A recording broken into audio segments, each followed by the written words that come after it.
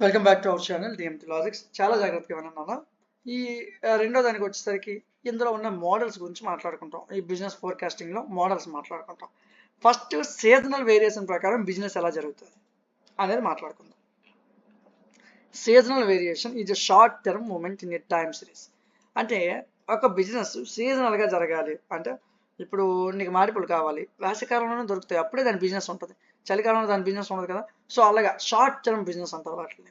Short term movement means observational data collect చేసి ఒక సంవత్సరం కన్నా తక్కువ టైం పీరియడ్లో నీకు అంటే రోజుల వ్యవధి అయినా, నెలల వ్యవధి అయినా, వీక్లీ అయినా, సో ఇలాగ నువ్వు ఏదైనా ఒక ఒకటి రన్ చేస్తే ఒక బిజినెస్ని దాన్ని సీజనల్ వేరియేషన్ అంటారు.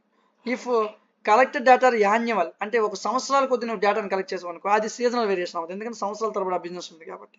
సీజనల్ వేరియేషన్ అంటే due to the change in season మారుతున్న కొద్దీ అక్కడ ఉన్న ప్రకృతికి అనుగుణంగా మనం కొన్ని మార్పులు చేర్పులు చేస్తుంటాం బిజినెస్లో, దాన్ని సీజనల్ వేరియేషన్స్ అంటాం.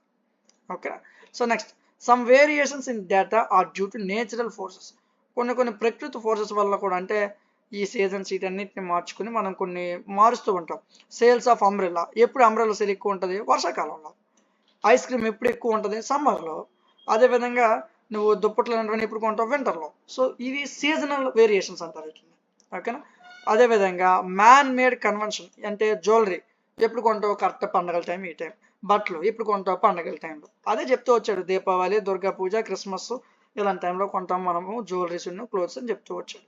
నెక్స్ట్, సో ఇందులో డిఫరెంట్ సీజన్స్లో క్లోత్స్ సేల్ ఏ విధంగా ఉంటుందని చెప్పాను అన్న. వింటర్లో క్లోత్ సేల్ ఇలా ఉంది, సేల్ పైకి ఉంది.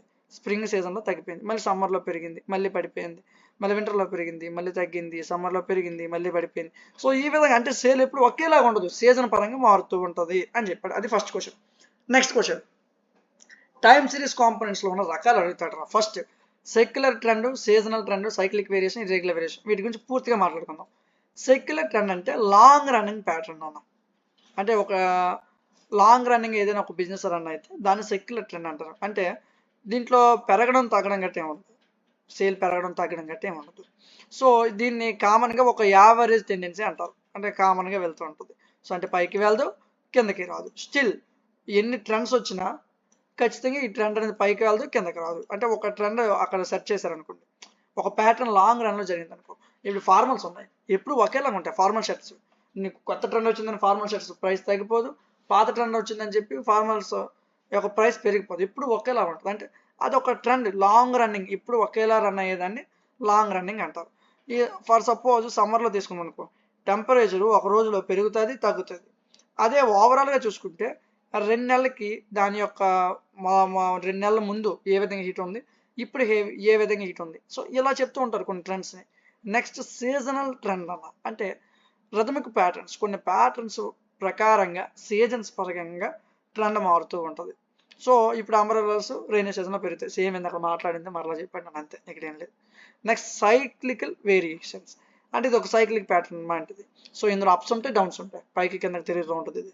సో అంటే ఒక సైకిల్ నుంచి ఇంకొక సైకిల్, ఒక సంవత్సరం నుంచి ఇంకో సంవత్సరానికి వెళ్ళాం, అప్పుడు దీని యొక్క సేల్ పెరగవచ్చు, తగ్గిపోవచ్చు.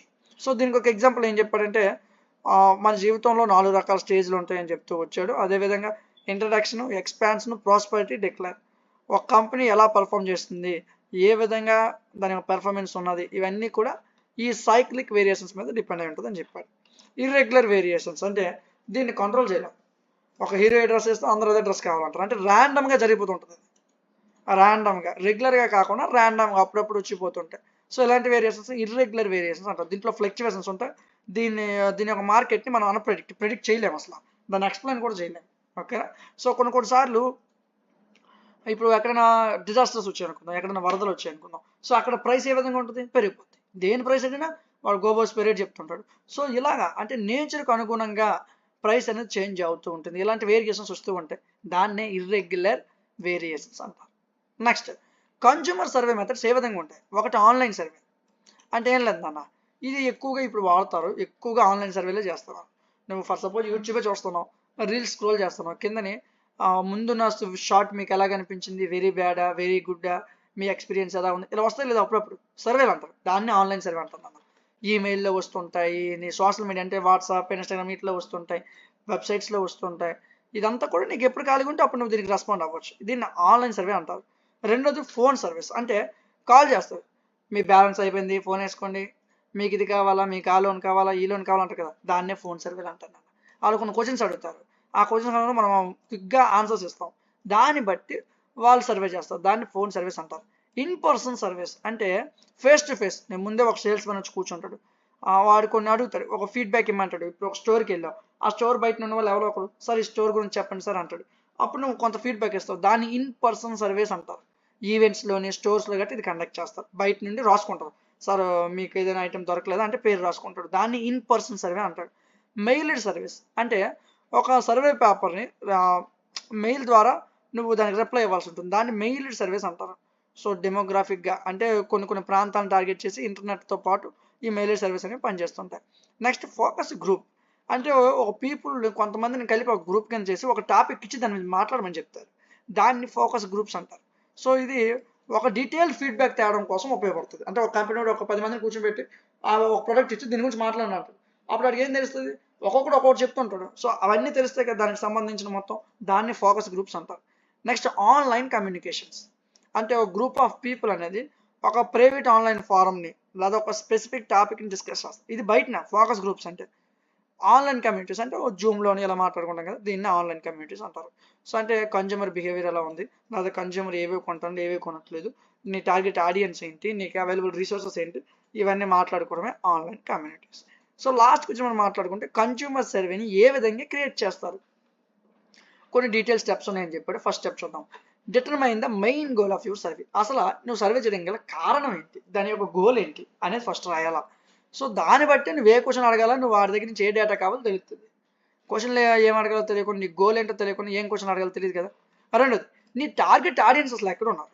అంటే ఇప్పుడు నువ్వు ఒక మొబైల్ అమ్మాలనుకుంటున్నావు, అప్పుడు మొబైల్ షాపుల దగ్గర నువ్వు సర్వే పెడితే అవుతుంది, కానీ మొబైల్ అమ్మాలనుకుని హాస్పిటల్ దగ్గర పెడితే అవుతుందా, అవ్వదు కదా. సో అంటే టార్గెట్ ఆడియన్స్ ఎక్కడ, నీ ఆడియన్స్ ఉన్నారు, ఎక్కడ నువ్వు సర్వే చేయాలి, నీ టార్గెట్ ఆడియన్స్ యొక్క ఏజ్ ఏంటి, వాళ్ళ జెండర్ ఏంటి, వాళ్ళు ఎంత ఇన్కమ్ వచ్చిన అయి ఉండాలి, వాళ్ళ ఎడ్యుకేషన్ లెవెల్ ఏ విధంగా ఉండాలి, వాళ్ళు ఎవరు కరెంట్ కస్టమర్గా ఉన్నారు, వాళ్ళ యొక్క పొటెన్షియాలిటీ ఎంత, వారు ఏ పర్టికులర్ ప్రొడక్ట్ని లేదా పర్టికులర్ సర్వీస్ని ఇష్టపడుతున్నారు, ఇదంతా కూడా టార్గెట్ ఆడియన్స్ అంటారు. Next choose a survey method. అంటే కామన్గా ఆన్లైన్ సర్వేలు అంటాం, ఫోన్ సర్వే ముందు మాట్లాడుకున్న సర్వీస్, ఆ సర్వీస్ అన్నింటిని కూడా సర్వే మెథడ్ అంటారు. దాని గురించి మాట్లాడి నెక్స్ట్ రైట్ సర్వే క్వశ్చన్స్. కొన్ని క్వశ్చన్స్ని డెవలప్ చేసి నీకు రాయమని చెప్తుంటారు. అంటే క్వశ్చన్స్ అన్ని క్లియర్గా ఉన్నాయా లేదా చెక్ చేసుకుని దాన్ని అండర్స్టాండ్ చేసుకునే విధంగా రాయాలి క్వశ్చన్స్ని. క్వశ్చన్ నువ్వు నీకు వచ్చిన ఇంగ్లీష్లో దొలగొట్టావు అనుకో, అప్పుడు చదివేవాడికి అర్థం కాదు, సింపుల్ లాంగ్వేజ్లో రాయాలి. దాన్ని రైట్ సర్వే క్వశ్చన్స్ అంటారు. సో అంటే ఓపెన్ హండ్రెడ్ క్వశ్చన్స్, అంటే ఒక ముక్కలో తేలిపోవాలి క్వశ్చన్ ఇలా పెద్దది రాస్తే చదవడానికి విసిగిపోతావు, డీటెయిల్ ఫీడ్బ్యాక్ అప్పుడు మనకు రాదు. చిన్న క్వశ్చన్స్ ఓపెన్ హండ్రెడ్ చిన్న క్వశ్చన్స్ ఇలా రాసామనుకో, అప్పుడు నీకు మంచి ఫీడ్బ్యాక్ అనేది వస్తుంది. ఓకే. స్టెప్ 5 చూసుకుంటే టెస్ట్ ద సర్వే. ఆ సర్వేని ముందు బయటికి పంపించే ముందు ఆ కొంతమంది గ్రూప్ ఆఫ్ పీపుల్తో దాన్ని టెస్ట్ చేయాలి. టెస్ట్ చేసి ఆ క్వశ్చన్ అక్కడ అడిగితే సరిపోతుందా లేదా, దాంట్లో ఎనీ ఇష్యూస్ ఏ ఇష్యూస్ ఉన్నాయి, నువ్వు ఏది ఇంప్రూవ్మెంట్ చేయాలి అందులో క్వశ్చన్, అవన్నీ కూడా ముందే నువ్వు టెస్ట్ చేయాలి. Next distribute. సరే సర్వే కండక్ట్ చేసావు కానీ డిస్ట్రిబ్యూట్ చేయలే, నీ చుట్టూ 10 మందికి తెలుస్తుంది. అదే ఆడియన్స్ త్రూ అవుట్ ఆడియన్స్ నువ్వు డిస్ట్రిబ్యూట్ చేసావు అనుకో, అంటే డిఫరెంట్ సెగ్మెంట్స్లో. ఇప్పుడు ఒక సిటీలో ఒక మొబైల్ షాపే ఉంటుందా, వేరే మొబైల్ షాప్స్ ఉంటాయి. అక్కడ నువ్వు మొబైల్ సర్వే చేయాలనుకున్నావు, అంటే ఒక మొబైల్ నువ్వు మార్కెట్కి తేవాలనుకుంటున్నావు, దాని గురించి సర్వే చేయాలనుకున్నావు. అప్పుడు నువ్వేం చేయాలా, ఒక టీంని పంపించి ప్రతి మొబైల్ షాప్ దగ్గర కూర్చొని ఒక సర్వే డీటెయిల్గా రాసుకోవాలి. దాన్ని డిస్ట్రిబ్యూటర్ సర్వే అంటారు.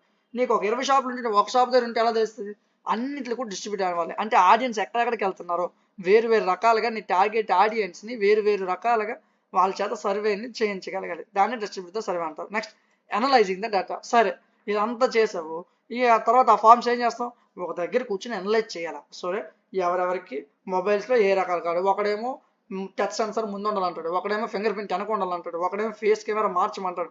ఇదంతా డేటాని నువ్వేం చేయాలా, అనలైజ్ చేయాలి. అనలైజ్ చేసి ఇప్పుడు కస్టమర్స్కి ఏది ఎక్కువ అడుగుతున్నారు, ఇక్కడ ఏ ప్రోడక్ట్ తెస్తే సేల్ అవుతుంది, ఇలాంటివన్నీ కూడా నువ్వు చెక్ చేసుకోవాలా. చెక్ చేసుకొని సో అక్కడ నువ్వు ఏంటి రాయాలి, లేదా రీసెర్చ్ చేశాక నీకు వచ్చిన ఆన్సర్ ఏంటి, వీటన్నిటిని కూడా నువ్వు ఎనలైజ్ చేసుకోవాలి అని చెప్తూ వచ్చాడు.